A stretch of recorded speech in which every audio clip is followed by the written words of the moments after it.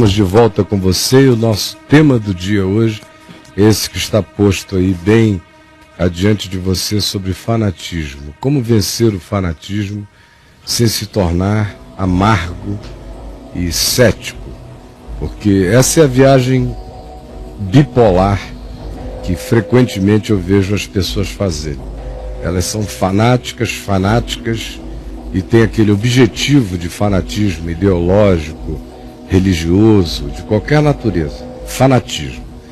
O mais forte, mais presente, o mais universalmente e gritantemente verificável no planeta é o fanatismo religioso. Mas existem todas as expressões de fanatismo, muitas delas animadas pelo transfundo religioso com aplicativos bem específicos, como aqueles que perseguem homofobicamente pessoas com outra atitude sexual, como quem persegue aqueles que não carregam a mesma confissão dogmática e sistemática deles, ou os que, por causa de um ânimo de natureza religiosa, fazem escolhas e engajamentos políticos radicalíssimos, aqueles que rompem com amigos, com familiares, que queimam pontes de relacionamentos anteriores por causa de uma suposta conversão a alguma fé e se tornam pessoas intragáveis, intolerantes, insuportáveis, e acham que isso que fazem é por amor a Deus, acham que assim estão prestando culto a Deus, acham que esta é a forma de se diferenciarem dos demais homens, fazendo aquilo que Deus não pede, que a revelação jamais propôs, que não tem absolutamente nada a ver com o mínimo de bom senso de relacionamento humano, que mata todas as razoabilidades do encontro humano, porque quem é fanático já chega com essa mente do que divide, do que parte, do que quebra, do que só aceita vínculos uniformizados, só chama de irmão o idêntico e de acordo, só estabelece fraternidade nas bases mais pagãs. Ou seja, se tudo estiver absolutamente conforme a pretensão dessa mente que se absolutizou como carregando a verdade sobre todas as coisas e num dogmatismo anti-humano que afasta o próximo do outro próximo. E isso a gente vê espalhado para todo lado. O problema é que tem alguns que, quando se dão conta de que vivem nesse estado, começam a querer sair dele, vão para o outro polo. Aí se tornam críticos e amargos em relação a todos os que são como eles foram. E aí eles se tornam eles mesmos combatendo quem eles foram, mas com o mesmo ardor, com a mesma intensidade, com o mesmo fanatismo antifanático. É um fanatismo que luta contra o fanatismo, só deixou de lado a bandeira, só mudou a temática. Agora a temática é contrária, é antitética, mas o espírito é idêntico. E o indivíduo faz essa viagem bipolar, do fanatismo de adesão, de entrega e de submissão adoecida, e quando larga, vai para o outro polo, que é o do criticismo em relação a tudo e todas as coisas, pede o bom senso, pede a capacidade de separar o precioso do vil, o equilibrado do exagerado, o que faz sentido daquilo que exacerbadamente se torna loucura, e se torna, portanto, uma pessoa crítica, cética, amarga, extremamente infeliz e persecutória. E são esses os espíritos que eu vejo prevalecendo à nossa volta. De um lado é muito fanatismo proativo.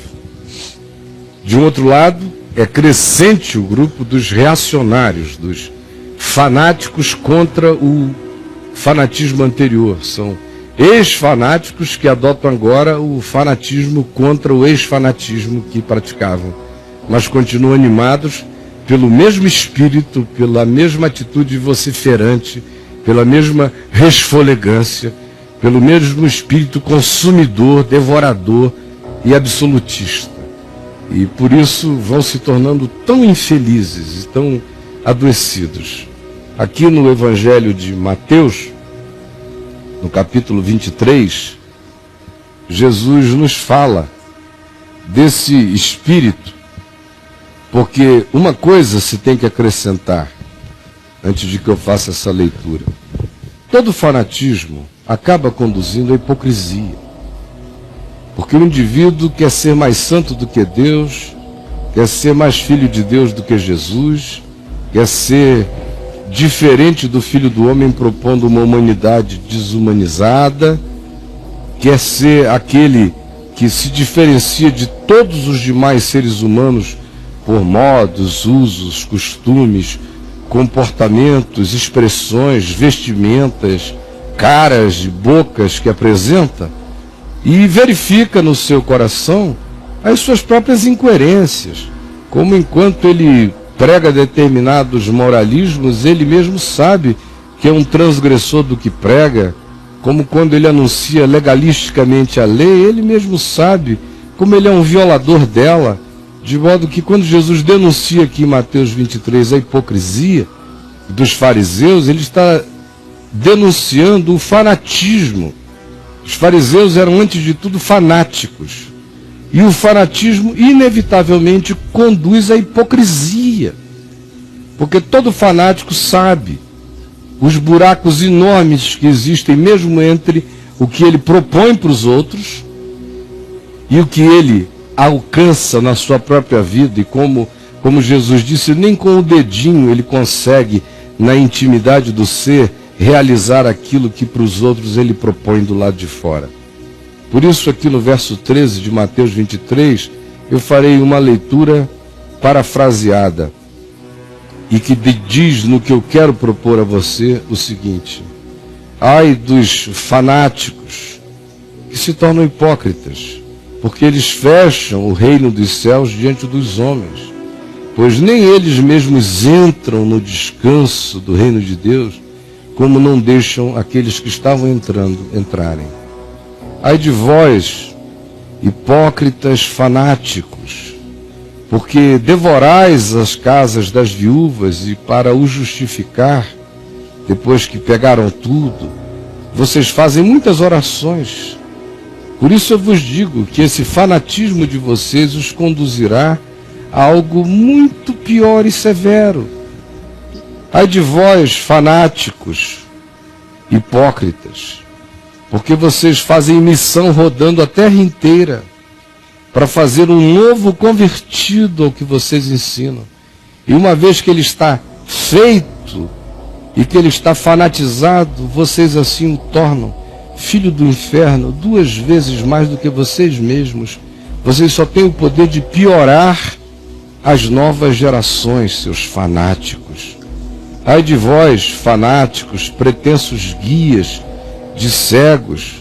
Ai de vós, pelas inversões de significado que vocês produzem e ensinam para a mente dos homens. Ai de vós, fanáticos, hipócritas, porque dais o dízimo exterior e visível de um monte de coisas que vocês acham que podem ser observadas como dádivas, enquanto vocês negligenciam as essências do mandamento de Deus, a saber, a justiça, a misericórdia e a fé. Por que vocês não fazem suas contribuições visíveis e materiais sem se omitirem do compromisso com aquela que é a expressão profunda do amor a Deus, que é a prática da justiça, da misericórdia e da fé?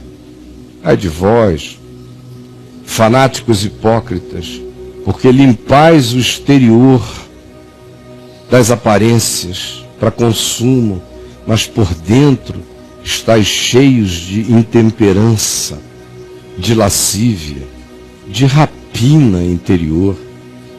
Você, hipócrita fanático, limpa primeiro o interior, o coração, a mente, Porque aí tudo vai ficar limpo do lado de fora. Quem limpa por dentro, limpa por fora.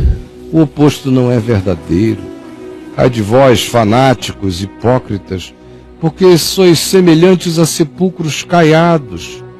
Por fora vos mostrais belos, mas interiormente estáis cheios de ossos de mortos e de toda sorte de imundícia. Assim também vós exteriormente pareceis justos aos homens, mas por dentro eu sei que vocês, com esse fanatismo todo, continuam completamente cheios de rapina. Serpente, raças de víboras, como escapareis da condenação do inferno? O fanatismo, ao invés de ser alguma coisa que aproxima alguém de Deus, ele afasta, porque não existe fanatismo que não seja dogmático. Para que uma pessoa seja fanática, é preciso que ela seja profundamente dogmática, que ela seja intratável. Quanto mais fanatismo, mais intratabilidade. Quanto mais fanatismo, menos possibilidade de conversa, de diálogo. Quanto mais fanatismo, mais pressa nos juízos. Quanto mais fanatismo, mais avidez persecutória. Quanto mais fanatismo, mais minúcias, mais meticulosidades, mais procura de apêndices e mais autodeterminação de não prestar atenção nas essências, de não discernir o significado, as verdades. Quanto mais fanatismo, menor o mundo dessa pessoa. Quanto mais fanatismos, maiores as paranoias, porque todos os que não são idênticos a mim são meus adversários. Supostamente não gostam de mim, me perseguem.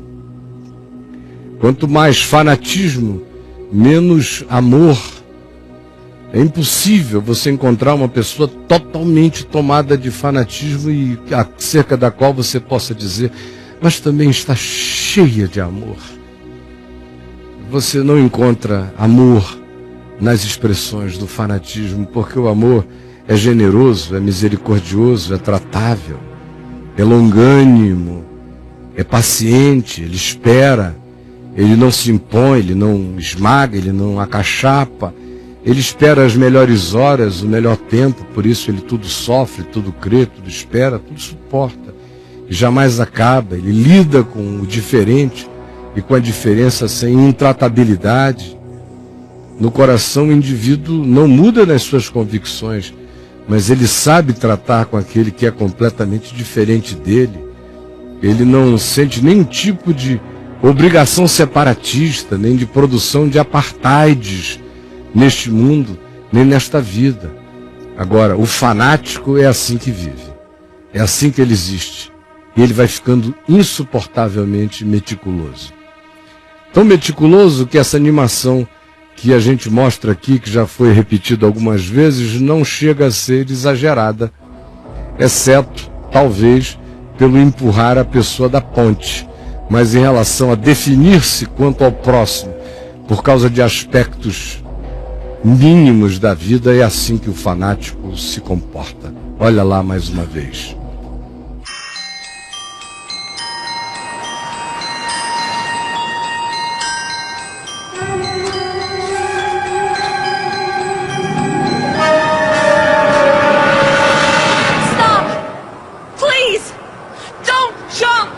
Why the hell not? There's so much to live for. Yeah? Like what? Are you religious or an atheist? Religious. Me too. Are you Christian or Buddhist? Christian. Me too. Are you Catholic or Protestant? Protestant. Me too. Are you Episcopalian or Baptist? I'm Baptist. Hallelujah, me too. Are you Baptist Church of God or Baptist Church of the Lord? Baptist Church of God. Me too! Are you Original Baptist Church of God or you Reformed Baptist Church of God? Reformed Baptist Church of God. Me too! Are you Reformed Baptist Church of God Reformation of 1879 or Reformed Baptist Church of God Reformation of 1915? Reformed Baptist Church of God Reformation 1915. Die, you heretic!